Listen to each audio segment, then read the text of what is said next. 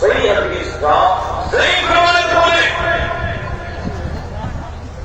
صحیح روایت بتائے جو نماز کی احتمال ہے اتنی انگوٹھا کرن کی باپڑے سے لگایا ہوئے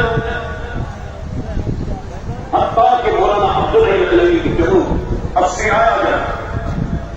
دیکھو امام ابو حنیفہ امام ناصری ابو یوسف امام محمد ایک یا سے ثابت بولے یا سے صدی ہجری کے اندر بعض حنفی علماء نے کی کتاب ہے ضرور کرے MBBS چارٹرڈ اکاؤنٹنٹ بی انجینئر وڑیوں ڈگریوں اج تائیں نماز شروع کندا تن ہی کنن جی پاپڑن کے انگوٹھائی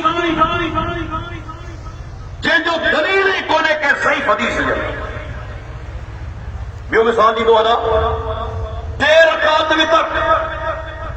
کدے ہی رکعت کون پڑھدا کدے 5 رکعت کون پڑھدا حالانکہ حدیث میں ثابت ہے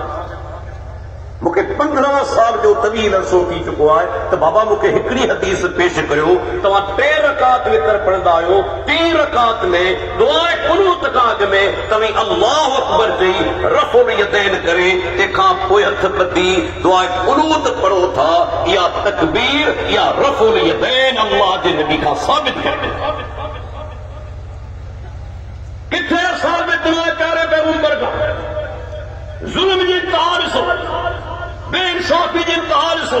جے کار شے اللہ جے نبی کا ثابت نہ ہے روز کئی وجہ تھی اے وہ رفع الیدین جکا پیارے پیغمبر کدے چھڑی نہ ہے انہیں تے عمل کرنا تیار ہو جائے امام بخاری چاہتے ہو ہکڑو میرو صحابی نہ ہے جو کو رفع الیدین نہ کرو اللہ اکبر اساں جو شیخ علامہ عبداللہ ناصر رحمانی حفظ اللہ پار چلتا ہے تو اللہ دے نبی ایک نماز بغیر رفع الیدین دے نہ پڑھی آؤں تو کرے کرے چاہتا آیا جے کنے کو چاہے اللہ جو بانو آؤں مبالو کرنا تیا